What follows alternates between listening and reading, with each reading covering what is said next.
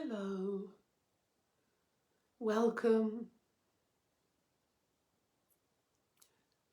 Welcome to our next edition of Kath Reade's Travel Tales, and this one is about Barcelona, and it's just 3 or 4 days when we went for a trip to Barcelona a few years back. And it was just after Christmas, New Year. And hello there, hi. Thanks for joining me. So we'll begin. Are you sitting comfortably? Then we'll begin. This was on the 1st of January, actually. After the snow, blizzards and gales of England, I was glad when my friend Tony arrived at the crack of dawn on New Year's Day for our 3-day New Year break in Barcelona. I was soon snuggling down into my coat in the passenger seat of his car as we drove the deserted motorway to Liverpool for the EasyJet flight.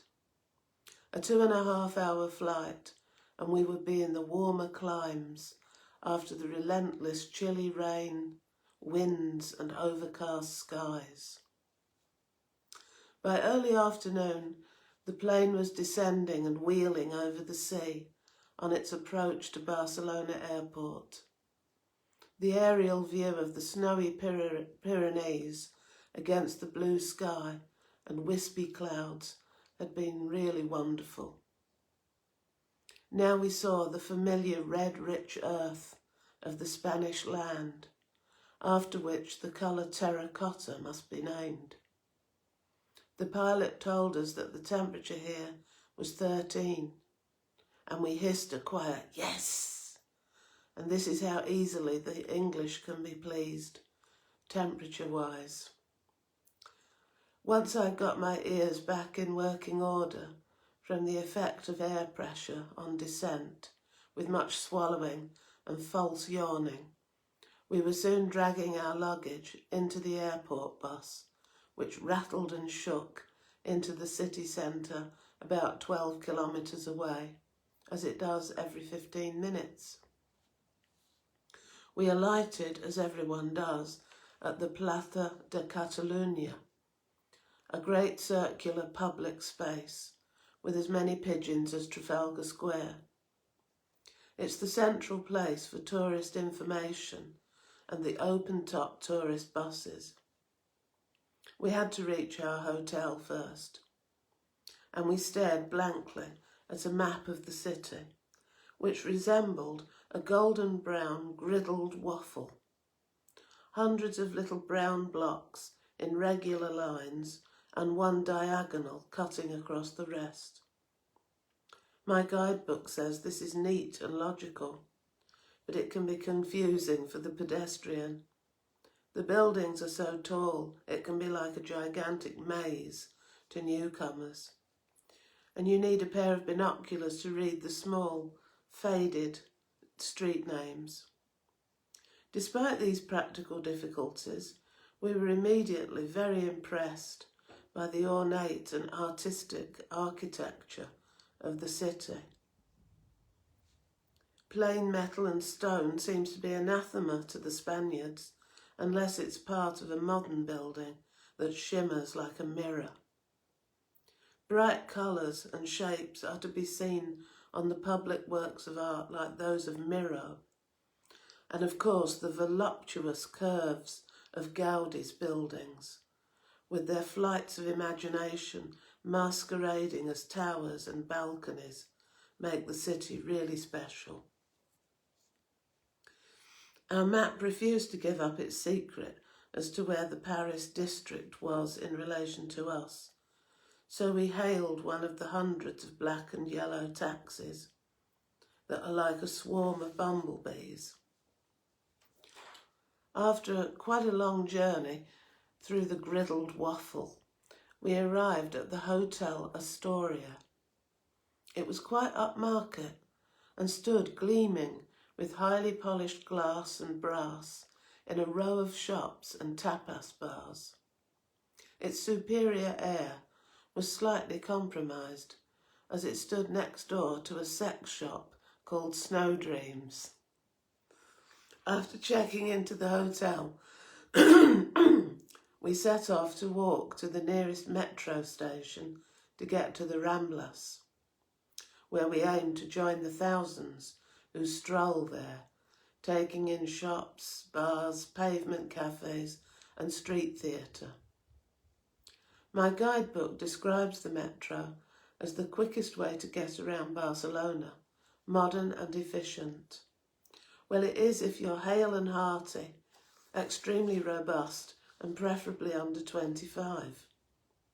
You march down flights of stone steps, along endless corridors, so long that the people at the other end of them look as small as insects, and then you ascend several flights of steps, along another long route march, down 2 more flights of steps, and when you finally reach your platform, yes, the trains are fast and frequent.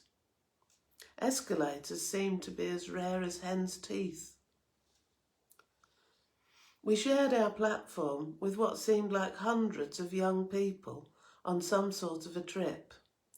They wore huge rucksacks, one on their backs and a smaller one on their fronts. None of these excited young travellers seemed to think of taking their rucksacks off to get onto the train, so we were buffeted, clubbed about the head and crushed ever tighter by these surging young hordes. Their greatest strength was numerical.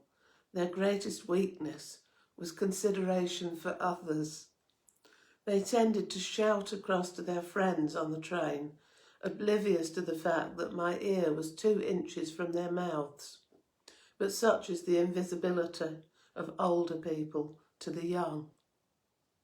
The crush and the noise and the increasing heat were becoming unbearable.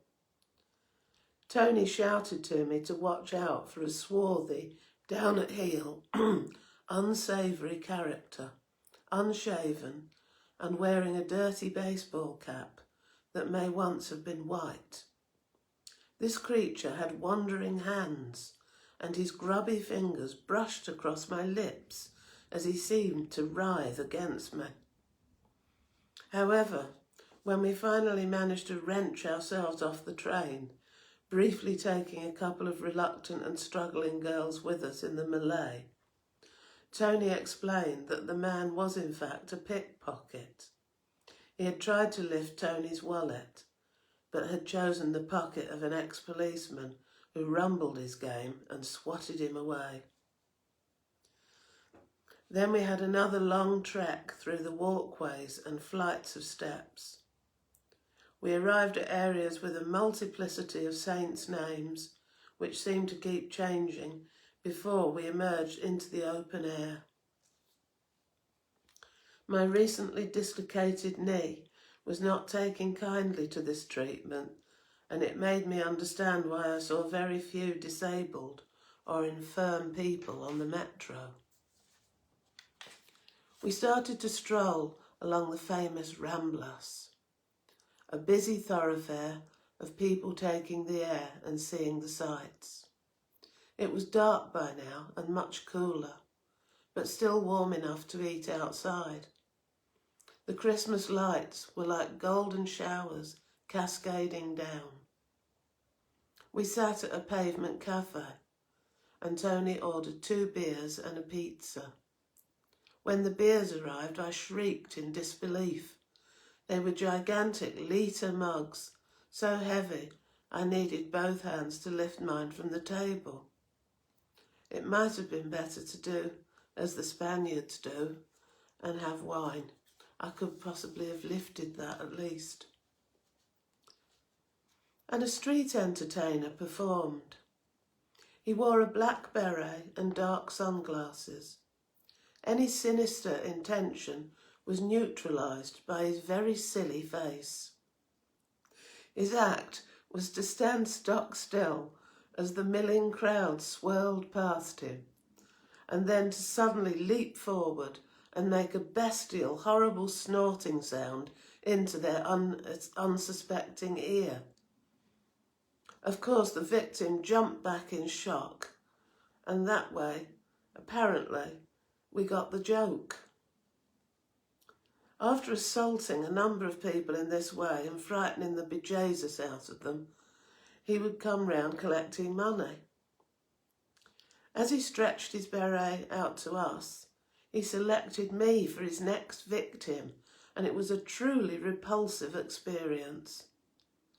The joke was on him, however, when, emboldened by vast quantities of lager, I said to him, "Nada," and he retired empty-bereted. As we walked on along the Ramblers, in a giddy haze of beer by this time, we saw other street entertainers. Human statues. A tall man with the film-style looks of Clint Eastwood was statuesque, in silver from head to toe, and just very shockingly moved if he received some money. A kindly-looking man, bent with old age, was dressed as Charlie Chaplin, and he worked the strings of a small Charlie Chaplin puppet which slowly cavorted on the pavement in front of him. That was quite charming. We went towards the sound of good-time New Orleans jazz and saw puppeteers manipulating black Louis Armstrong puppets to look as if they were singing and dancing and playing the trumpet. Quite a few people bopping round that one. And of course there were the beggars, perhaps too desperate or de-skilled by drugs to perform, simply holding their hand out for money.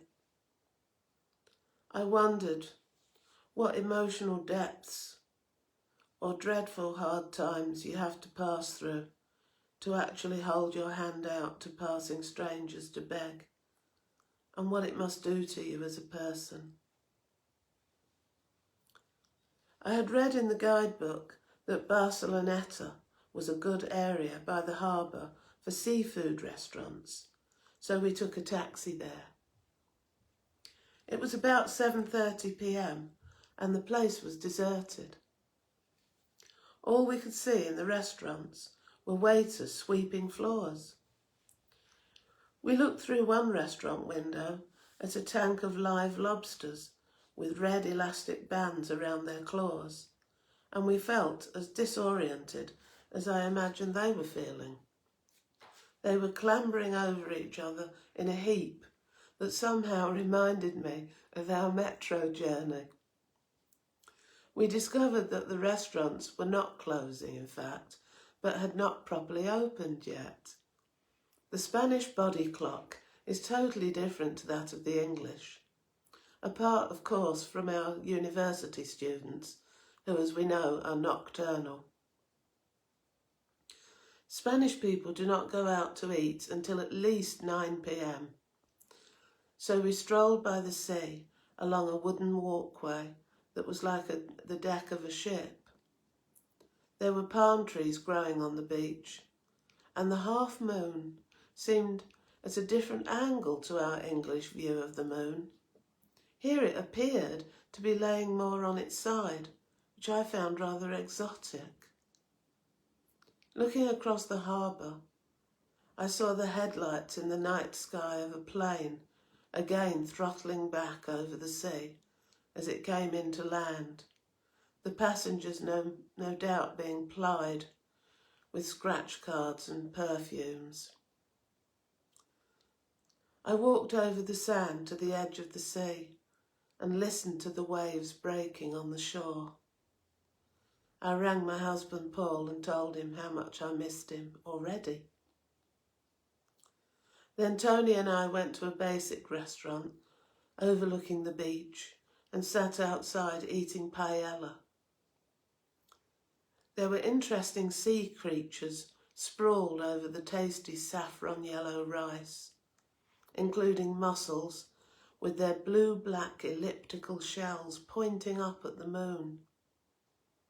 There were creatures with a backbone, armoured legs and long pink antennae, crevettes, and we sucked the sweet white meat from them all.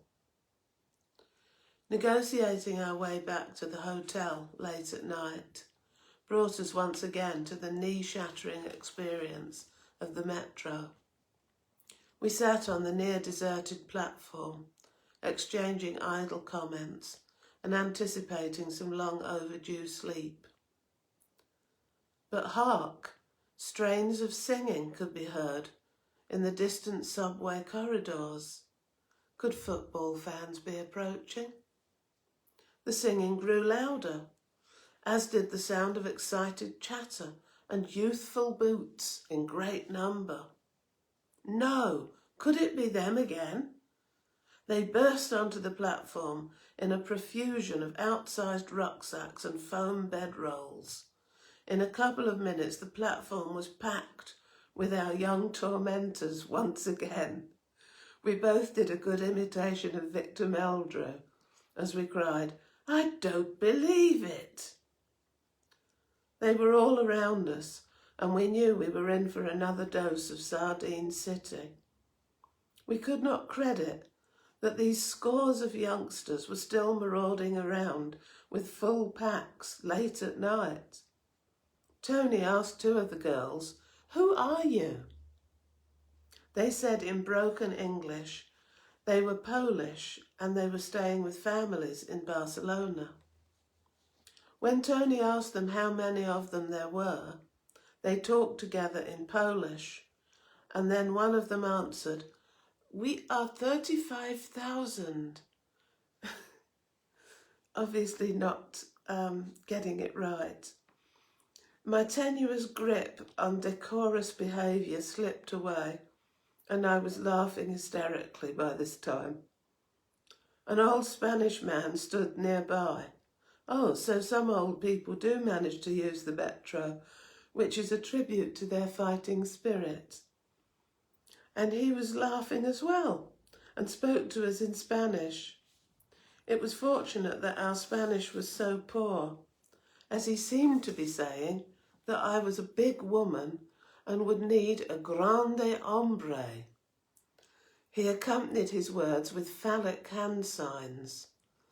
This incident made us positively glad to be swept away by the lethal tide of rucksacks, but our evening was not at an end. Still having no real bearings or mastery of the public transport system, we emerged nowhere near our hotel, and we had to trek through the streets for nearly an hour, peering at street signs and crossing wide streets at our peril. We both developed painful backs and were footsore and weary. Tony kept asking me if we should get a taxi, but I thought the hotel was just round the next block, but that went on for 9 blocks. My injured knee was gradually going on strike, and I was doing a passable impression of Quasimodo by the time we reached the hotel. We crawled up to our rooms to sleep the sleep of the dead. This was not to be. At 1 a.m, the woman in the room next to me woke me up by taking a long, noisy shower with plumbing that sounded like 1,000 hissing serpents being attacked by people with big hammers. So much for the hotel blurb, which boasts complete soundproofing. Get to bed, woman. So that was episode 1 of our trip to Barcelona, and hope you enjoyed it. And we'll be going to some Gaudi buildings tomorrow at 4 o'clock UK time. So do join me again for episode 2. Take care of yourselves. Blessings.